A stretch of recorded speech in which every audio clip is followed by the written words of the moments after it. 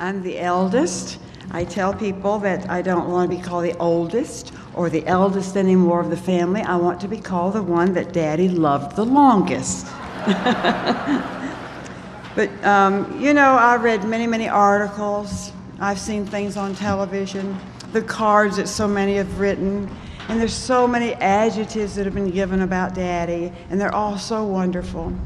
But, I wanted to read something, and I'm going to share. There's a little girl that was born many, many years ago on a faraway country. And I don't believe, had probably ever heard of Charlotte, North Carolina. But she was born many, many years ago, long time away. But her parents had taught her to pray, even at that early age, for the man that God would prepare for her.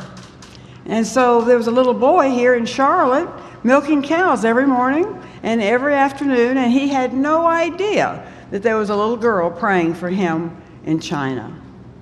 But Mother, many years after that, wrote, really wasn't, she was about 13 when she wrote this little poem, and I couldn't think of any adjectives that have been said that could do better than this poem. And I want to share this poem with you that many of you maybe have heard or if you've quoted it, but it's worth doing it again. 13-year-old girl remembered, "Dear God, I prayed, all unafraid, as we're inclined to do. I do not need a handsome man, but oh God, let him be like you. I do not need one big and strong, or yet so very tall, nor need he be a genius, or wealthy, Lord, at all. But let his head be high, dear God, and let his eye be clear, his shoulders straight, whate'er his state, whate'er his earthly sphere.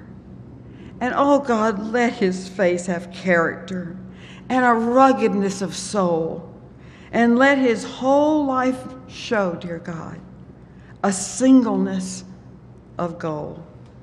And when he comes, as he will come, with those quiet eyes aglow, I'll understand that he's the man I prayed for long ago." And the Lord answered every single one of those prayers at Mother, and many more. And of course, that little girl, my sisters and my brothers and I called Mama, and the little boy was Daddy. And how grateful that God has now brought them back together again for eternity.